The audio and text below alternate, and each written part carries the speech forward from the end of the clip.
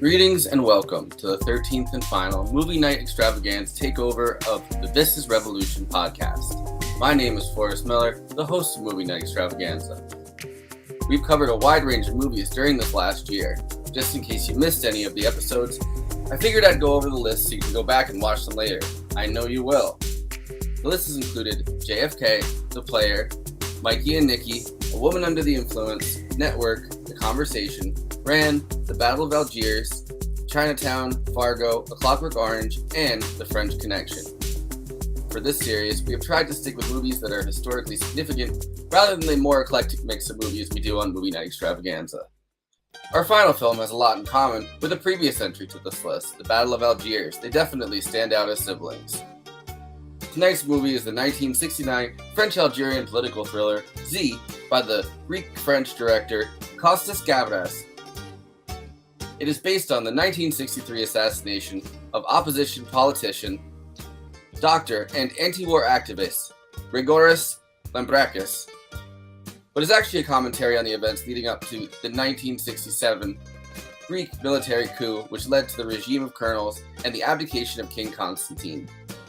This is a unique movie because rather than commenting on events that have happened as a form of retrospective, Kostas Gavras directed this film during the Greek Junta, which meant that it couldn't be filmed in Greece. The film's producer, Jacques Perrin, suggested that they go to Algeria, which has just won its independence from France in 1962. The same Algeria, where they filmed the Battle of Algiers just a couple years earlier. Perrin has a large role in this film as a photojournalist who is sympathetic to the left. Z focuses more on the relationship between the military police, the official state apparatus, senior officials, and the right-wing paramilitary group that assassinates the deputy. In Z, the name of the far-right political party turned paramilitary enforcement arm is the Christian Royalist Organization Against Communism, or CROC. Kostas Gavras is also not afraid to show the link between economic suffering in Greece and the way that poverty was exploited by the far right. This movie is best known for its insanely bleak ending. The magistrate, who has withstood every single obstacle thrown in his path, finally has enough to charge a list of senior officials and military police for the assassination. Instead, a narrator tells you in an epilogue the magistrate was removed from the case. Witnesses either got off or were killed, and then the military coup occurred a couple years later. Spoiler alert there, but you can just look up the history if you want to. Now, before I bring in my panelists for the evening, I would like to remind you to like and subscribe to both This Is Revolution podcast and my channel, Movie Night Extravaganza. You can also support Movie Night Extravaganza on Patreon, where you get access to all kinds of amazing discussions and interviews. Links are in the description, so without further ado, let's bring in the crew. First off, we have Conan Neutron, host of Retonic Reversal and the front man in the band, Conan Neutron and the Secret Friends, which is going to be doing a lot of touring soon. I'll let him plug all of that before the end. he has dates, he has cities, and I'm sure he'll love to tell all of us. He also has a new album on Bandcamp called Action Chief, just the solos. Kristina Oaks. I'm Kristina on Twitch. She's also on Patreon. She's been playing The Sims lately a lot on stream. And, you'd find her over there. She's there 4 times a week. Jay Underworld, illustrator, book cover artist. Yesterday was National Book Day, so go pick up Against the Web by Michael Brooks. I mean, that's one of the ones he's done the cover for. And an artist for Give Them the Argument, co-host of Movie Night Extravaganza, and Bad Takes. Okay. Kind of feels like we're on a real show. Yeah. that was very professional. Sometimes I actually use my editing skills for something besides editing clips of like Dave Rubin and then putting rap music behind it. Yeah. Not very often. Don't get on. We're shocked as anybody, but yeah, happy to be here. Of course, Kristina Oaks in absentia. The internet gods are not being kind to her tonight, so we hope they can join us at a later time. Yeah, I hope she comes onto the. I'll probably play that again if she goes on to the after party tonight. Yeah. But you do it every night. You don't have to hear anybody butcher the album titles. I need to make a little correction. It's not Costas Gavras. It's Costa Gavras. It's not plural. I messed that up and then was too lazy to go back and re-record it. And I love do it again. I love the Italian accent that you put on all the Greek names. Hey, it's me, Costa. I'm coming in here to make the movie. What do you, fascismo? We're off to a fantastic start. Not kidding. I got a lot of tour dates coming up. I really appreciated the very recent tour picture that you threw in from Louisville last weekend. That was awesome. Yeah. I put that on our page too while you were still touring in Louisville. Very good. But I think I missed it by a day, so I said Conan toured last night. It happened. It already happened. You missed it. It looked like this. There's a break. If you focus in on Erica, friend of the show and featured guest of the show, on her face, she's definitely got like an "I'm feeling it" face going on that is quite remarkable and entertaining. Now, Mr. Krabs. Yeah. Just real quick, Z. Before there was a Movie Night Extravaganza, I was trying to aggressively lobby Jason to cover Z as a This Is Revolution movie episode, to which I was politely blown off is probably the best way that I can put it. Not the least of which is due to logistical concerns of how one streams movies, this, that, and the other. But I find this movie incredibly compelling, interesting. I like the fact that it is a political thriller that's done ostensibly as a procedural, and also one of those bummer endings of all time, especially if all you do is stop at the film. But that's it. I quite like it. This is a Criterion Challenge gem for me. I'll tell anybody I can about it because it has maybe the most forgettable title in the history of films. So, I mean, there's an interesting postscript to that, though, because the magistrate, his name's Krista, I'm not going to try to pronounce it, but the magistrate, like the character it's based on that actually was the one that investigated Lembrakis' assassination, he ended up being after the junta. He was the Mueller of his time, really, except for he actually did something. He was thrown in prison during the junta after this, and then got out of prison and was elected prime minister of Greece. And he was prime minister of Greece in the 80s. Yep. So kind of a fascinating character. He was actually a conservative royalist, which kind of makes him more on the side, I think, of... He's kind of the Liz Cheney, I think. I made that joke already. I was going to say Mishima, but that works too. Yeah, it's a... Same difference, right? Well, no, I'm saying he got elected on a reform platform because they were like, wow, he's so into democracy, but it's like, but he also really likes the king for some reason. And I feel like I was going to say, I wish Liz Cheney would do the action that is done in Japanese that is ritualistic when somebody is dishonored. Thank you. Notice how I went around all the things I could have said there, right? This is how you do it. This is professional. Classy. Thank you. I think the because he like in Mishima, he had somebody with him that also did it. Yeah. I think that should be her father. Her and her father. It's apparently the only way that guy's gonna pass off. I mean, he's like beyond Darth Vader at this point. Yeah, he's got more replacement parts than Darth Vader, certainly. When he put out that ad for her recently, I was thinking like, I will adopt your heart, like, because there's no way that heart is still. He's gonna need a new one soon. Yeah, that's why he wants to adopt your children, is to have their hearts. Exactly.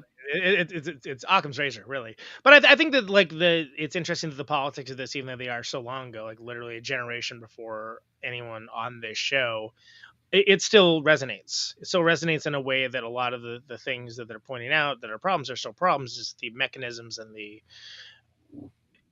way that they are implemented and the media savviness of the people are sort of different. But like, I mean, there's a lot of corollaries to a lot of things. Like, I don't need to point that out, right? It's sort of like this is like any leader that comes up that like threatens the establishment and like, oh, they got, oh yeah. Yeah, and it's kind of an escalating thing, and he kind of ended up being the one that took the hit for it. Yeah. But it's kind of an escalating, whereas first in the 1950s, right? I think it was 1957, if I'm not mistaken. The Greek, like, they only were allowed to have one left unity party. It was called like United Left something. I wrote it down, but he was representing that party, and they did better the next time, and then he won his deputy seat in 1961, actually the year my mom was born.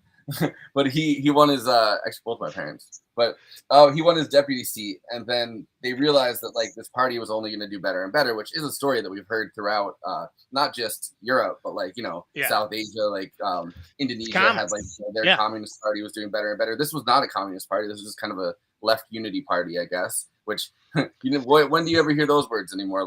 Exactly. You see why it's a radical anomaly, right? Unity on the left, the devil. Fantastic. These are the comments that people crave. That makes it go great again. I think that it is notable too that is part of a understanding of the movement, right? Of movement politics for around that time. That again, Forrest, you did the work to kind of look into what happens after and to have all the context and to put all the postscript in that does not exist in this film in any way, shape, or form. Where it absolutely did win an Oscar for best foreign feature, something along those lines, with that ending, which is basically, well, all the bad guys won and everybody good like died or is like it's the Seinfeld from power, right? And like that is the end of it, and that's the way it is, and it's like, oh, cool, all right, good time with the movie. No, it's the Seinfeld joke, right? Like yada yada yada, military junta, like well, but I mean, if you are a student of history, which I'd like to assume that for this crossover, This Is Revolution folks have at least a passing interest in it.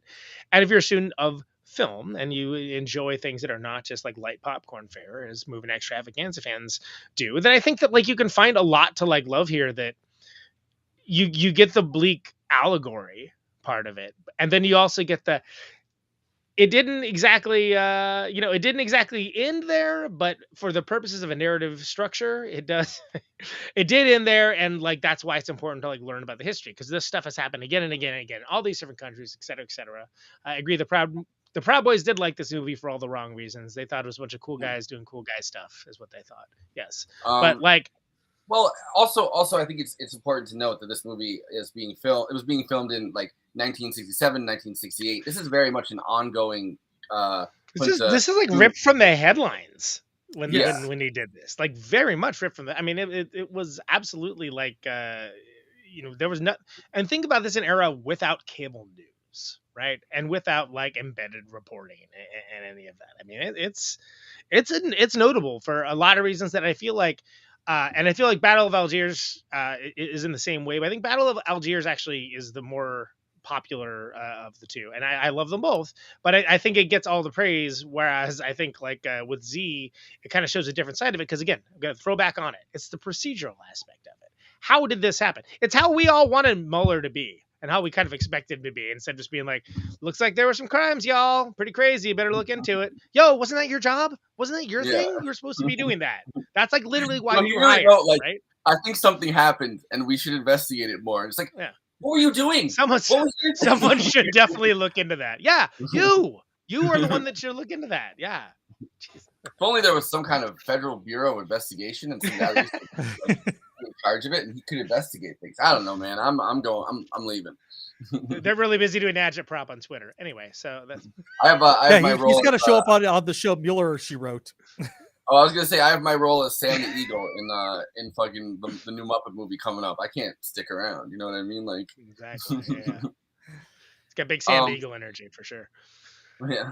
Thank you. But yeah, I But think that's just to really, bring it back to the history, I love the fact that at the very end, he gets asked a question about the Dreyfus affair, and he's like, Yeah. Dreyfus was guilty, which is made me flash back to my Texas world history. The Dreyfus affair, Not was Richard Dreyfuss, people. It's not no, Richard which is the whole reason why I remembered it from high school, because Of course it is. I Yeah, don't yeah, remember Dreyfus's first name. It's because it's always Richard in my head. Yeah. But it I think was Albert about Dreyfus, a right? Albert Jewish Dreyfus. descended, whatever. It doesn't matter. It's about a Jewish descended German soldier who was convicted wrongly for selling secrets to the Germans. Right. It was an era of German fear. Like there was a lot of fear mongering about Germany. At that period in France and in England. So it's not that big of a. But look, I get it. Like I get it. Like it's not like that came from nowhere, right? I mean, like, no, but like get it.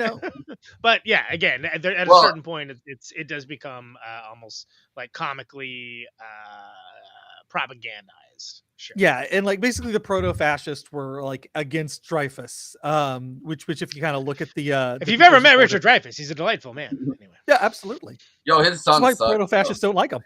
His son is the worst. Is the literal. His son worst. is That the guy. fucking worst.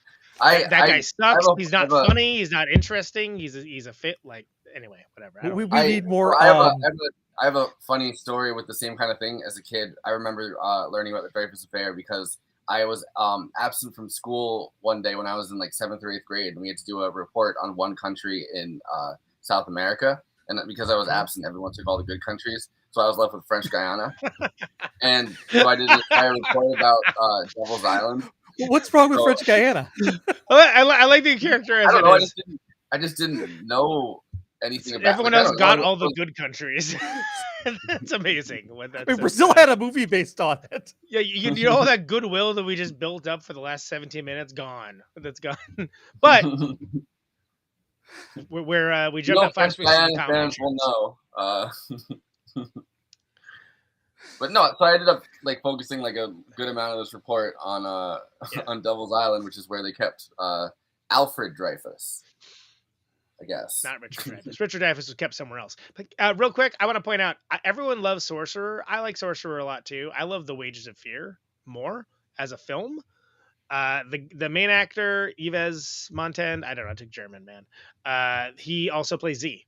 So the guy that plays Z is in Wages of Fear, which is sort of like the less, well, it's definitely the less Friedkin movie of that story, but you can get different things out of it. I think I strongly urge anyone that likes Sorcerer to check out Wages of Fear. Also, if you like the lead in Z, he's awesome in that, but a very, very different kind of role because he was acting. Also, Billy Friedkin said that he got the idea for how to shoot The French Connection by watching Z specifically. Yeah. So which there's the French connection to the movie. Yeah. And Richard It was indeed The French Connection, yes. Richard the titular Dreyfuss, French Connection. No, not, oh wow. Alfred Dreyfus is the other French connection to the movie. Just don't say Fred Flintstone. Not his son that doesn't like trains for some reason. Ruth Harris's book Dreyfus is excellent. That's Mr. Sly. That I've heard that. State of Siege by Costa Gavras is also really good. Is it Gavras? How do you say it? I'm so sensitive about my name. You think I pick it up, but whatever. Costa Gavras, I think. All right, close enough. Can we have it again with an Italian accent? Costa Gavras. Costa Gavras. Let me hear the music. I watched a bunch of interviews of him being interviewed by like a lot of different international kind of accents, and some of them they were like Costa Gavras, like they did the rolling of the R's, and some of them were like Costa Gavras. Like I don't know. I watched. He was on with Amy Goodman, but they weren't talking about Z, so I ended up turning. Amy Goodman, come on, movie and Extravaganza. Not love her. She's great. She's great. Yeah, absolutely. I also I love that as much as feet. I mean, probably feet. At least you once. pick your feet. You pick your feet in Poughkeepsie, not to be a Forrest here, but yeah, so Second Horizons on it too. Well, actually, it's feet. Actually, I think if we pick your feet in Poughkeepsie, that's the actual one. Getting back on point. Where's it going? Literally any of that.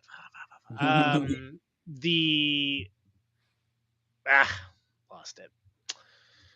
Damn Damn those it. feet. I just didn't look at the comments, man. No, that's why I have it full screen, so I don't see any of the comments unless you put it on screen for me. So I have a clip Sorry, of guys. Costa. We love you. Keep commenting. He never looks at it. I think I was just gonna say, like, as much as I love hearing actual Italian folk like roll their R's and really go for it. If you hear like a newscaster or something do it, it's like fingernails on a chalkboard to me. I'm like, cut that. It's like when people try to do extreme Mexican tone when they're doing names. I'm like, look, man, you grew up in the suburbs. Like, you know, you didn't hang out in Tijuana. Like, please don't do that. Like, it really bothers me. I don't know why. Affected accent, just like not even accent. It's because you're always dressed like Pancho Villa. Just kidding. It's like that, huh? Okay. It's getting contentious. Why don't you give yourself another award for how many times you've been on this show? Anyway, what are we going to spin up? Champion. I couldn't literally. Yay! And the winner is me. Oh my god, I had no idea. Oh my god, I had a trophy made just in case. So first of all, I'd like to thank me, then also myself, and I couldn't have done it without me. I'd like to thank the Extravaganza, Movie Night Extravaganza, and that's also me. Oh my god, that's me. Oh wow, I had no idea. All right, so this is Costa Gavras, talking to I think it's at the Oscar kind of thing. No, I think it was originally from Criterion. And for folks that are not familiar with the movie, because it's gonna be a lot of people's first time hearing about it, this is the director of the film. Let's reestablish that, because there's a lot of nonsense. We have fun here. We like to be informative as well. So, hang on, keep plugging. I'm just sharing my Poncho Neutron. That's good. Yeah, let's see. Missing is a classic. Missing is awesome. Yeah. Well, where's your sombrero? Look, if you want a sombrero, I can get you a sombrero. Don't ask me how I got it, but yeah, you ran off from Jose's with the birthday sombrero. Oh, it's Kristina. Speaking of birthday sombreros, I don't know. That doesn't work. We're dying out here. I'm doing great. Welcome back. What are we watching, Forrest? All right, so this is the Costa Gavras "You Made It Political" interview. No, he gets asked about being one of the most political. I can make it political, bro. I liked his movies before he was political. All right.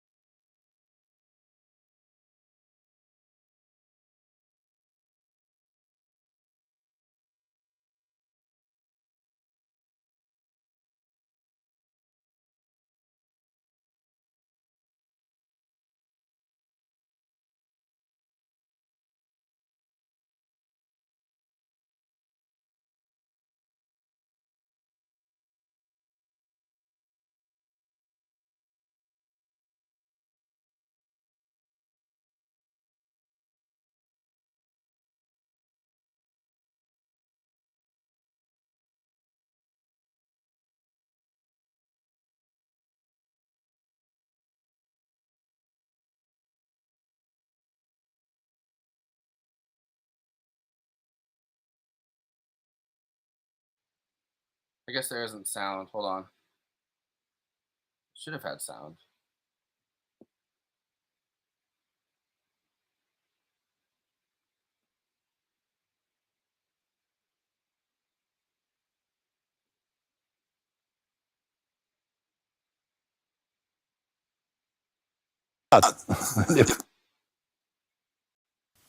Have you been frustrated sometimes in your career by being referred to as a political filmmaker? It's one of those labels that people hang around your neck. Can every film, even a comedy, be made political effectively? I think yes, because we have two things.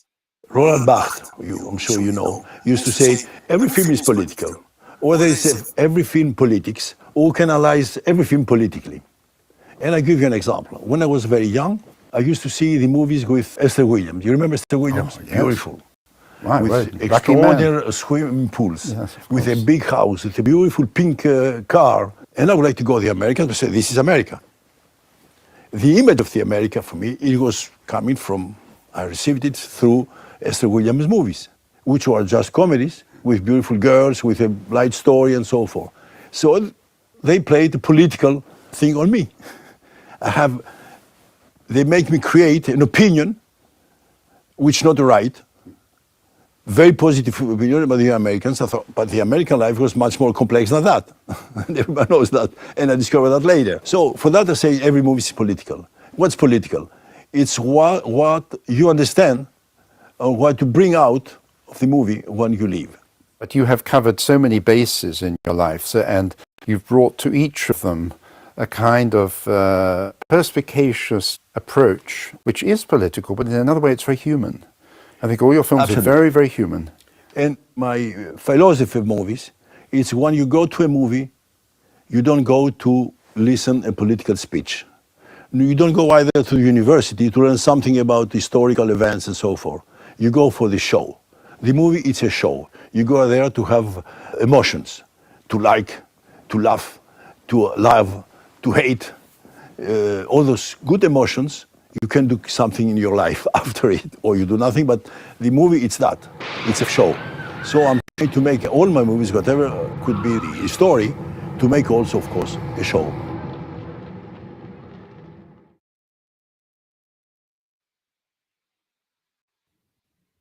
It's his most well-known movie too, but that's the thing. So people think he only ever made political films. He made a ton of films. Like, he made a lot of them, and they're all really good. But like, if one of your best ones is like one of the best political thrillers of all time, then And then he had to invoke, Esther Williams, which of course brings up Corn Pop, and we know how that ends. Hang on there, Esther.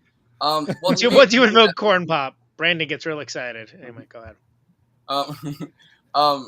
Yeah, he made that movie Capital, I guess, a couple years ago. I haven't seen it, but he was on like a press run for a while, and they were asking about all his old stuff, and he was kind of, I guess, having like a career retrospective.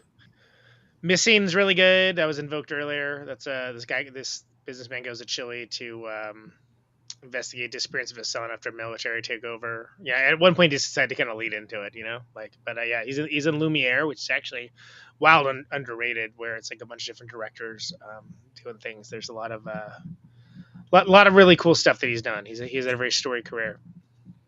Kristina, how you doing? I'm doing great. It's good to see you. The tech guy that helped me out because I was having internet issues was like, "Oh, you stream on Twitch?" I'm like, "Yeah." He's like, "I want to do that," and they're like, "Do you know Keffels?" And I'm like,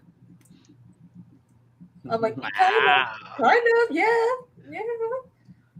You tell her she was supposed to be on our damn show. Much love all around, man. That's awesome. Jason, I see you. You're welcome. And thank you also. This is I think this has been a great series. I know we're trying to talk about Z too, but I think we've really covered a lot of breadth and width of film here, and like it's nice to be able to both bring something new to folks, but like also lean into where people's sweet spot is as well. And yes, it's a hard thing to do.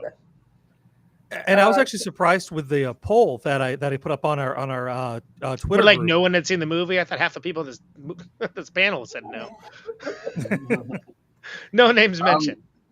I mean, I really enjoyed this. I think it is a good like sister piece almost to Battle of Algiers, because I think Battle of Algiers is a really good it's a really good like guerrilla war movie, right? Like it's a liberation struggle movie. This is kind of the opposite of that. This is what happens when the poverty kind of takes over. It's not a colonized situation, and it's the poverty is exploited by the ruling class, and everybody's kind of the people that are struggling, at least a certain kind of person that's struggling, like men that are in poverty, but also like kind of working as like longshoremen and stuff like that. Like they can easily be kind of brought into like fascist unions in a way, right? Like the only way they can work through the place that they all hang out and listen to Jordan Peterson talk about not right, not left, but forward, I guess. I don't know. Yeah, the Greek Jordan Peterson, exactly. I just have to do it in your gang speech, believe it or not. Exactly. I have to address this in the comments. Jason asked if he was going to see me on tour or we not hitting the West Coast. It's almost exclusively a West Coast tour, my guy. Although I don't think that includes Mexico, unfortunately. But I think the closest to would be like the Anaheim show. We're playing with a guy from the Weirdos. But the rest are with McCluskey, Oakland, Portland, Seattle. You can find all that stuff. NeutronFriendsBandcamp.com. It'd be great to see you. I think can't go to he's Mexico doing that anymore. thing with Ben. When is it? But that's like next month, right? That's like October or something. I don't know where it's. You can't go to Mexico anymore because they keep confusing you with Pancho Villa. Pancho Neutron, man. Come on. I'm a truth requirer. It's a requirement of the truth.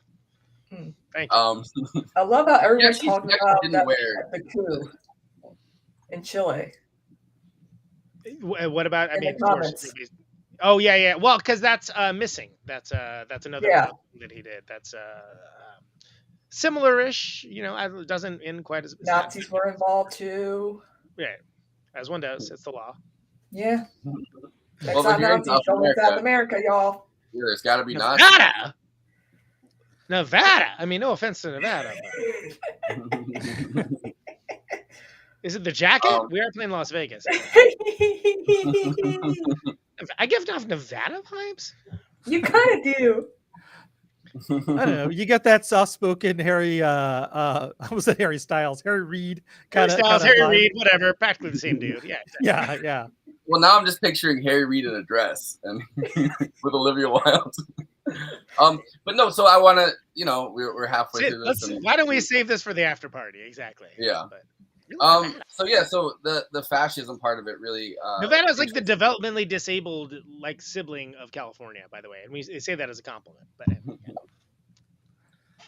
no, so the thing that fascinated me about this is the entirety of because the way that this coup kind of worked and the way that they kind of explained it in this movie, they start to, but they don't really. They mentioned it a few times. Is that the excuse the generals made is that parliamentarianism or whatever had completely failed the population because they were in something that we know very well, like partisan gridlock pretty much in parliament, and nothing was getting done and the economic situation sucked. So they were saying, if we don't do this, there's going to be a communist plot and they're going to rise to power. So we have to take action. We have to, lock the whole city down, lock the whole country down really on martial law. But they started to talk about this with the not right, not left. Like the thing that they were fighting against, they claim to be right, is ideology itself. Like they felt like ideology, any kind of ideological predilection. Of course, they put the hammer down on leftists the second they got. I'm glad that never showed up ever again in history, and certainly not recently. Excuse me. Oh, Annie, you okay? Yeah. No, it's just Andrew weird cough I Fang. have. Yeah. Bandrew.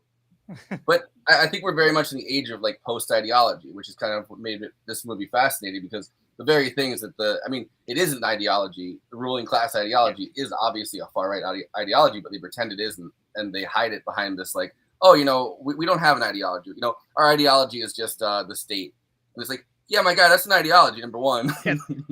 First of all, statism is actually an ideology, so we'll just start with that. It's a lame one. It's like the new metal of ideologies, but whatever. That's good. But yeah, that kind of. Everyone's speechless now. All right. Yeah. No, so that part of it definitely fascinated me, and the fact they actually did exploit that, and they managed to slip it into this movie without drawing too much attention and saying, so this is how the coup happened. But they were able to lay that groundwork where they have even the fascist guy being we're changing this around. It's no longer right. It's no longer left. It's no longer workers. It's no longer capitalists. Which no, it still is. No, but absolutely still is. that's not a. There's you can't just paper over class distinctions Yeah, that's not how that works. Right. But that's an attempt you do when you have an ideology that you don't personally care for. You pronounce yourself above ideology, and you pronounce any ideologues as corrupt because you can just blanket corruption over and over again. It's corruption. Well, what's corrupt about it? Well, it's corrupt. Well, explain exactly the corruption that you're talking about. Well, it's just it's all over the place. It's really corrupt. I'm gonna drain the swamp. Have to back it up. But I mean, take of that what you will. It's a model that's worked in South America enough, you know. Yeah, And it's imagine being working class and falling for like the most elitist person you can imagine as like your choice of a candidate, Yeah. someone that you can relate to. Oh, he cares about me. Oh, I'm sure he does. Yes. Mhm. But I mean, you see But that that's once- not new. That's what these Yeah, movies are so great. And I think that's Yeah. your point, Forrest. If I may speak for you, I think is that Well, like I it's have- kind I of have cool to the see it in exact- context, right? Yeah. The exact quote when the guy is standing up there and he's like, "We must destroy the intellectual scum," and that's kind of the same like elitist thing, right? Like, oh, it's these like these book nerds, these fucking nerds coming in here like spreading all their elitist scum, and then the guy says, "Let's burn down the bookstore," and it's very much just telling you like this is an anti academic movement, this is an anti elitist movement, this is the far right, I guess, swamp almost that not in the Trump way, but in like the like the state, But in a Trump way. Yeah, but in the proud way. With a Greek accent, with a better diner. Sorry, Kristina, I didn't mean to do it to you. No, but I'm saying, but in a Trump way. Yeah, but in a Trump way.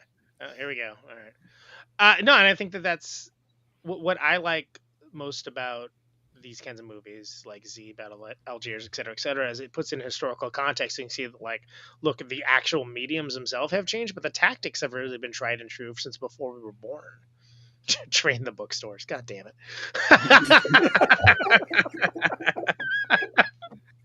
But yeah, I mean, you do see it with Ron DeSantis. You see Ron DeSantis very much throwing the hammer down. Trying to do something. And the following up on any of the actions doesn't matter so much as being in the zeitgeist and saying the right things to get everybody to do their 2 minutes hate at like whoever the object of the the punching bag is for that week. The man is trying to do a Trump imitation. He's doing the hand gestures. Yeah, he's trying to sound like him.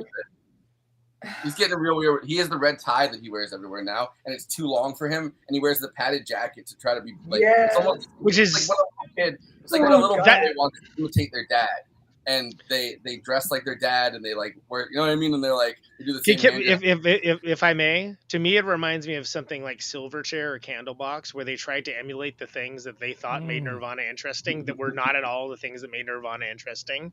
But it was just close enough. If you were an idiot, that maybe you might fall for it. But I mean, isn't that kind of the base that he's going for there? Seems to be working, right? So yeah, good for that dude, I guess. Don't be like him. Be like Bush. Not the president, but the band, who sounded like Nirvana. Which one? Who sounded like Nirvana, but like did it because they all had the same influences. And also brought in Andy from Silkworm to play second guitar on one of their tours, which is a total bro move. And whatever I think of their music, endless respect. Good on you, Gavin and company. Ron DeSantis 24 campaign, lithe and ferocious as a tiger.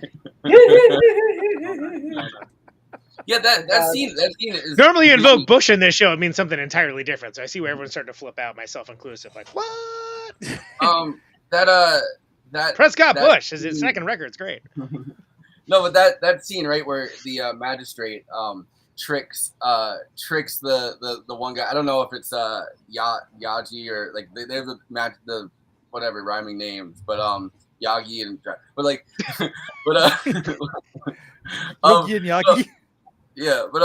So he tricks them, the guy, into freaking out because he's such like a virulent fascist anti-communist that by accusing him of being a communist, he gets up and he's like, I am not a communist. I'm actually part of this organization, and totally outs himself. And he looks so proud in that moment, and he looks down at his lawyer, and his lawyer is like you fucked up, and then it fades out. That moment is like chef's kiss on that. And then everybody's trying to open up that same door. Yeah, and it's and it's like I said, if you think about the fact that and we've talked about on these various shows, and especially in Movie Night Extravaganza when we covered movies like Vice, just this absolute worship of like norms and like trusted institutions, right? That people are thinking about it in terms of like how it is from this late '60s, from like All the President's Men and Watergate and things along those lines. That there would eventually be some form of justice, not just like online catharsis, and there might actually be some consequences. Whereas now everybody has just normalized the idea that they're trying to think 5 steps ahead, that they don't even bother to do the right thing because all they're thinking about is the ultimate culmination of the reaction to the politics of what it is they're trying to do. And sounds like a real Twitch stream right there. was gonna say, Kristina, sounds like I'll team up with you any day. Let's go. I'll even let you talk. I was gonna say a little less Liz Cheney, a little more Spike Lee doing the right thing. You know? Yeah. That's right. And we all know the right thing would be ritual suicide. Anyway, but hey, I'm not the one that wished suicide on anyone tonight. I'm not wishing suicide on anyone. I'm just saying that sometimes when you've dishonored yourself, it is honorable. Revolutionary, if you will. Yeah, look at Mishima. Look at our classic episode, Mishima. Yes. That scene is completely brilliant because you feel the disdain, I think, that Costa, whatever. I'm not even trying to say it again. But you see that Costa Gavras. But you see the complete disdain he has as like a creative person and as I think someone who's kind of intellectual and a leftist, obviously, towards these generals in that scene, because they as each one of them gets is about to get sentenced, they're like, I'm gonna kill myself, and then the magistrate just keeps writing out the thing, and then each one in order walks outside, can't figure out that fucking door. The same door, and then that music, which is incredible. And that, I don't know, I was laughing my ass off. Just put the Curb Your Enthusiasm theme over it, and it's totally different, right? Okay. There's just a whole list of them. It's like you can add that theme to use it to any situation. I mean, like certain people finally getting their accounts suspended on Twitter and stuff like that. You ain't seen nothing yet. Okay, your account gets suspended. Me? Too soon. I was gonna say too soon. Ruthless. Everyone had money on me doing it. Kristina comes in, dark horse, real true success story out of nowhere. She comes in, all lithe and ferocious like a tiger. Exactly. Yeah. All right. Oh God, Stevie, seriously. Stay to see. You are a simp. You are a simp. Anyway. State of Siege, I agree, is that there's the torture in that film is as rough as that should be. That's about it.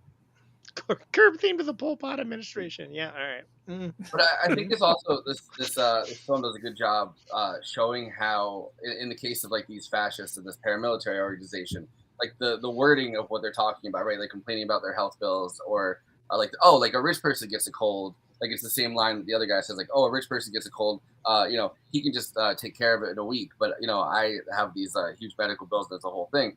And you see the same concerns that would turn somebody towards the left, or that would turn somebody towards, joining a trade union or something like positive, right? Like you almost assume someone's going to leap out from behind a corner and be like, how are we going to pay for it?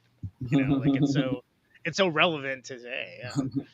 But like, so you see how those same concerns, and I think that works with the whole Trump and DeSantis kind of thing too, right? Like those same concerns that people have with economics get very much exploited by these far right movements, where it's a corporatized system, so they're never going to take care of you economically. But in this case, at least, and they used to do this with like Tammany Hall and places like that, right? Like you would go to the place and you would pretty much trade your vote, and they would give you your work card for the day or whatever. They give you like a little bit of money to buy some drinks or something at the Irish bar down the street. Like immigrants were well taken care of with public service jobs. And I'm not saying that was a fascist way of doing things.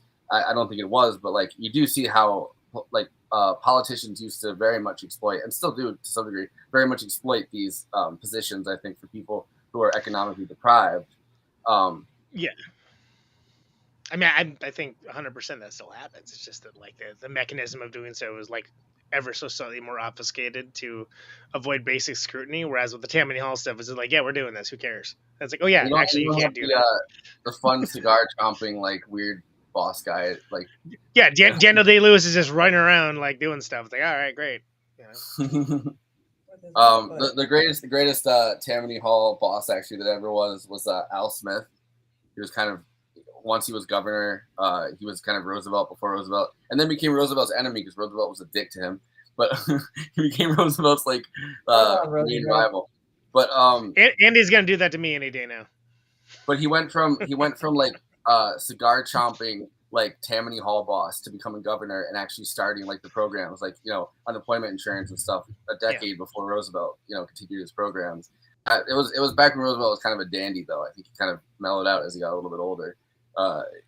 He could walk at that point too, so you know you couldn't stop him. So I think So one thing I think that's notable about Z and, you know, I guess Greek governance in the 60s, right, is that there was a lot of repression, and the political climate is hard is harsh.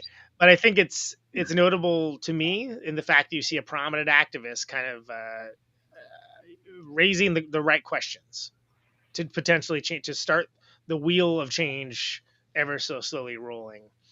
And then you see like what happens to people like that, which is the fact that, you know, inconvenient truths. But you see it like it's not cool looking. It doesn't look like, you know, certainly, you know, the style of the time would have been like John Wick or something. Like it isn't like, you know, it's like messy, it's ugly, it's, you know, and then you see it unfold with the investigation, where it's like, oh yeah, well, in some cases, you know, being honest about the things that you see, like literally, it will cost you your life. And like, look, I'm not trying to turn into like, you know, Zelensky worship or anything along those lines, but Putin's a good example of this.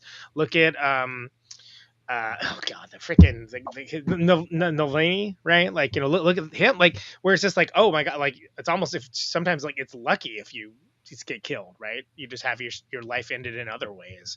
And I know that we're real good about pointing out that kind of thing on this show, and we're real honest about that, but it's a tool. It's a tool that's used to silence, and it's to be able to see it in allegory form makes us understand that this was happening literally before anybody on this show was alive, and will continue to happen. Well, and it's kind of fascinating, the actual assassination of Grigoris Lambrakis, I guess I think is, if I remember the actual assassination was done by a gun.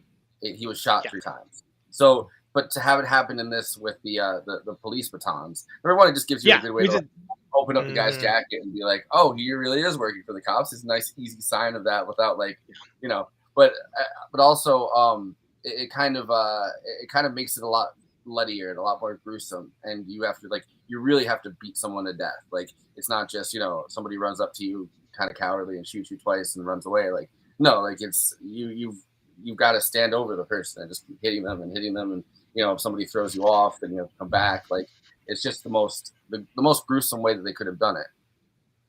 And you get the Rashomon effect too. You see that told where you have events that happened and you have people that are trying to tell like their truth of it or whatever, and like you see that how it all fits together and how people can lie without lying in some cases.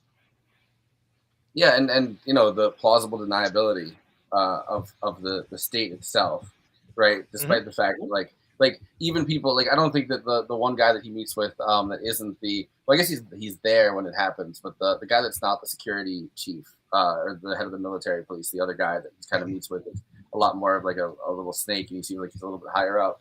He works for the minister. Like you could really see how he doesn't want to know the answer to this, even if he was a part of it. You know what I mean? Like, none of these people do. Like, they just assume that the bureaucracy was out of it, and this is false, and that this is all a lie. And like, whether or not they know the fact that this is happening, they're still willing to deny it because they're like, oh, we're the state, we don't do that. Like the denial. How could we? We're the state. Exactly. and the idea that, you know, investigating it further is going to get you, you know, like, you're not going to move up in the ranks anymore. It's like, well, you want to move up in the ranks. Like, we all want to move up in the ranks. Like, you could, you know, be a higher up judge if you just, you know, ignore this for now. And it's like, why aren't you ignoring this for now? Yeah. Like, why put you on the Supreme Court. It'd be great. Why are you trying to solve a mystery? Like, it's such like a. Be a lot cooler if you didn't. Yeah, and I mean, like, look, yeah. When he dies, it's such a casual, like, oh, well, we'll just throw, I guess, a manslaughter charge onto the, you know, the ones that we already have. Like, it's fine. Like, we're just gonna write the same exact thing. Like, figure it out. Well, so much it is just that social pressure. It's not like, again, everyone thinks about it in terms of there being these, you know, cartoon villains that are like sitting there like giving everyone ultimatums, but that's how it's really done is to use natural pressure of a bureaucracy or whatever just to crush dissent.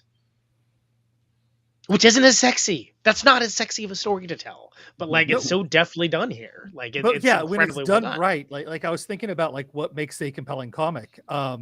Because I was thinking about Norman Rockwell for some reason doing Norman Rockwell comics, and anyways, like the story about him fighting to get black people on the cover of the Saturday Evening Post is an interesting story and would work as a film if it's done right, but not as a comic.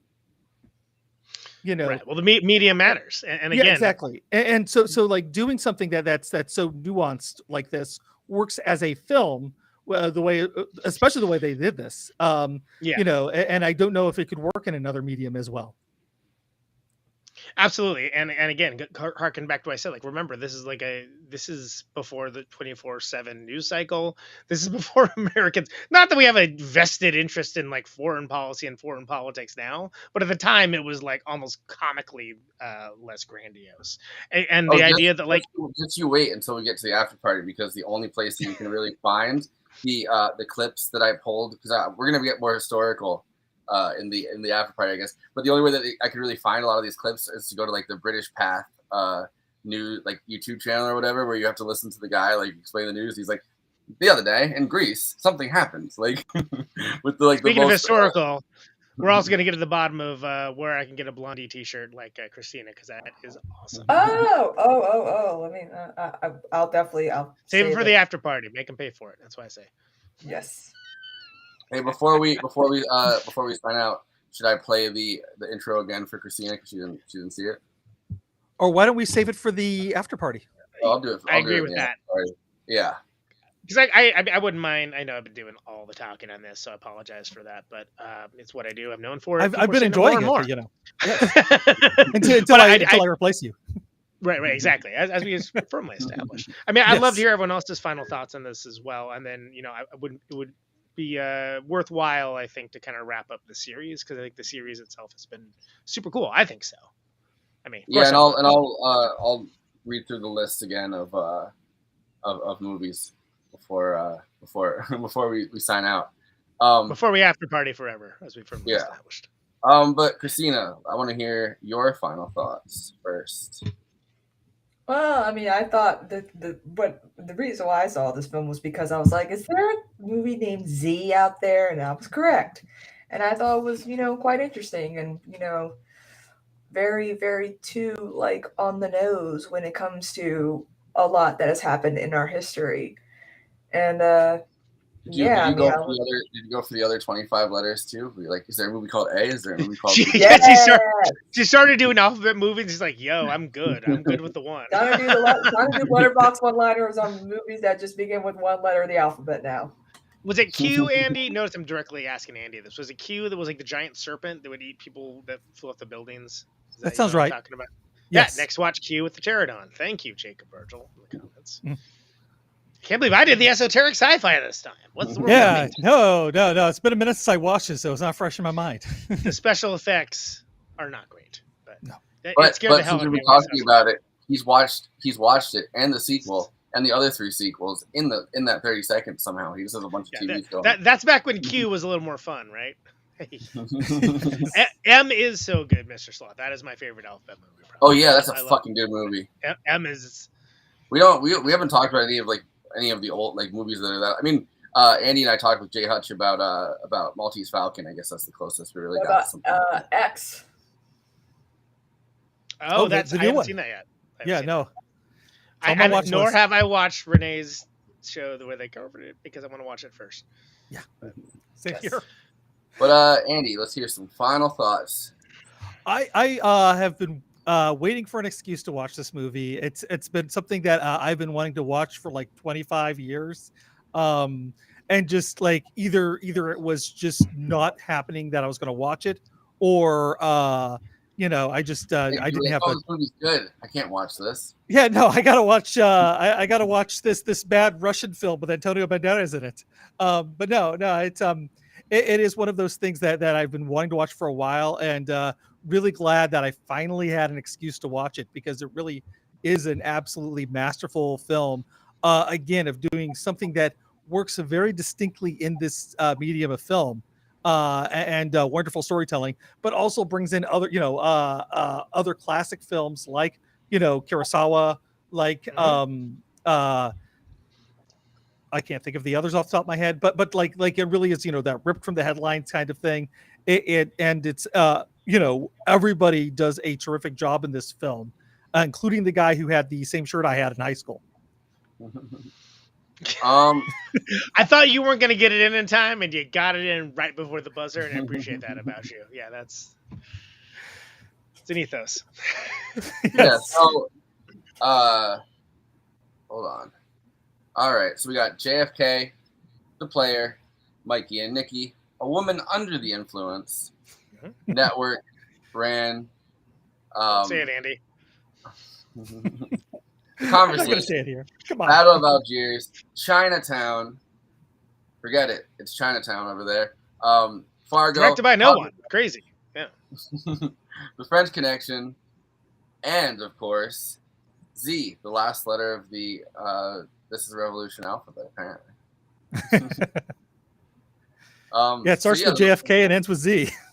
And of course, the JFK one was one of the weirdest ones that we've done, because then we had James. Well, Andy came on number one, but that's not why it was weird. We had James D. This one time, that wasn't the reason. Didn't hurt. We had James D. Eugenio, who was the guy that co-wrote. Well, I mean, I maybe co-wrote. That's the title that I guess he had, but like he worked with Oliver Stone to put together the JFK Revisited documentary, and he was like the screenwriter pretty much on it. I feel like if you work with Oliver Stone, you get a contact eye, but maybe that's just me. and it seemed like he might have had one, and we had him. We had Deep State Cuba. We had him. We had Andy. We had JG Michael. It was like a powerhouse panel of just I mean, at least in my case, like autistic level regurgitation of the JFK assassination facts. Still available. Check it out. No, because I had gone through an entire, like, I don't know, I go through these like things where I'm interested in something. So I had read, like, during the summer before I even thought of doing this, like, I think I had read 6 books on the JFK assassination. I went, that's the movie that we should do because it's Pascal's favorite movie. And so we ended up getting real deep into it. I was like, Jesus Christ.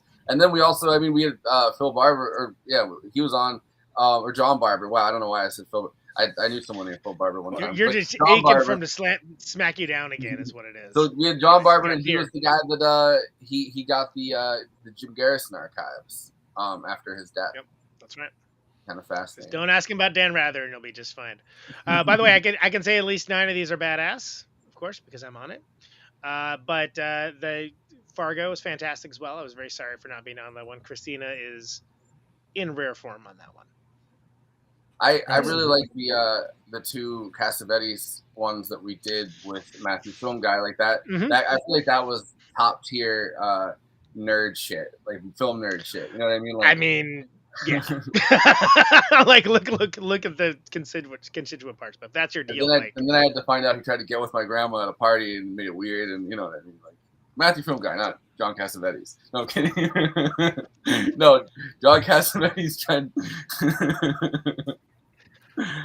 I got a couple final thoughts. I know I've been giving a lot of them real quick, and then I wouldn't mind throwing up the tour dates so people like the host of this show, Jason Miles, can understand where these shows are and not just hear about them in the endless Twitter feed where information is disseminated. Is that cool? I wanted to say Network was, I think, my favorite. Out of all of these that we watched, I think Network was my favorite of the ones that my favorite movie of all time. And we got into a substantive discussion about it on multiple levels. And what I love about that movie is there's so many ideas presented that you could have like 5 episodes on Network and everyone would be unique. I think that's amazing. But go ahead, Conan. Sorry. Oh, yeah. So, like, I think that there's a lot of notable things about this movie. You know, it's a great, the sociological aspects of bureaucracy. We covered that. Like, there's like just a really penetrating examination into that and how it can protect power in the worst possible way. You get a really evocative and vivid idea of just how mundane a coup can happen. And that's really amazing because, again, it's not it's not. It could have been done in a really action heavy way, and maybe it would have been a more popular movie. Although this was really popular at the time, but yeah, again, like the whole. He was like, "Oh, this is gonna disappear to the ether," and then all of a sudden, people across the world were fucking watching it. He's like, "Oh, fuck," because it was the investigative journalism of its time, right? Just like Battle of Algiers was, and like if you wanted to get across the the fragments, images, moments, sounds, the smells, like all that kind of stuff, you had to do it in a film. And this is a perfect example of why people should look at film for things other than what it immediately gravitates towards giving people now, and dig back into older stuff, because again, I think the audience for this show especially, they owe it to themselves to check out this film and films like it, and because it's a treat for the eyes, and it's a treat for the intellect as well. And again, I love how much of a bummer it is that if you only know it from the film, you're like, oh, that sucks. This is like Dancer in the Dark or something. Like everything just like sucks at the end of it, which of course we'll get into the after party. And historically, repression didn't end up being the rule of the day for forever. Like darkness was not 1,000-year reign, but if you just watch the movie, it's a bummer of an ending. But I actually love that about it. Look, one of my other favorite movies, weirdly one of the ones we haven't covered in these crossovers, Brazil, bummer ending. But yeah, that's what all that is. Just real quick, this is for Jason Miles. Conan, Neutron, The Secret Friends on tour. Come talk to me at With and To about film. And here we are. These are all the places we're playing. Las Vegas. I don't live in Nevada, but we were playing in Nevada. We're playing Dalit with the Weirdos. We got 3 shows in McCluskey, Oakland, Portland, Seattle. We're playing Shelter Cove, which should be interesting. Eugene, Missoula, Montana, Casper, Wyoming. We're gonna hang out with Liz Cheney, Casper, Wyoming. It's gonna be great. Denver, Colorado. Please come see us. Talk to me about movies. Talk to me about politics. Talk to me about the riffs. And also feature guest of the show, Erica Strout, will be throwing in guitar with me as well. So thank you very much. And I think this has been a really cool series, and I'm really glad Jason let us have the opportunity. Thank you. I was muted. No, as we're about to leave this setup, I wanted to say thank you so much to Jason. Thank you to Gene. They really came through at a time when I didn't really know what the fuck this was gonna do. This was just gonna be me and Andy, having fun and hanging out with like a couple us and John Ross hanging out with like just random people. I didn't expect that we were gonna actually start having like real guests. Conan came on, and then I was with Jason actually, and then I was like, oh shit, like this could actually be something fun with like people that I actually like want to engage with and like talk about movies with, and that that are like good at this, and it's not just necessarily going to just be like us hanging out and being like, so movies for 3 hours. What's that? So about? Movies, am I right? Yeah. Here's they're crazy. Talking for 10 minutes. Yeah. So yeah. We should also say, don't we have when I get back from tour in October, we're doing. What did we say? Zombie Night Extravaganza? Is that what we're saying for October? Or is it Movie Night Zombies? Yeah, Zombie Night Extravaganza. And then Election Month in November's, which should be real cool. Wait, so I wasn't done with my thank you to the crew of This is Revolution. I really set it on a path, I think, that was oh shit, like we actually have to create a show that's like good and vibrant and like awesome now, because people actually believe in it and they're like working towards it, and that kind of more than anything else made me want to do this as like a real thing and not just as a like a book club almost with 2 or 3 people watching it. But we are going to the after party. We should be on at either 10:15 or 10:20. It's going to take a 10-minute break and make it political.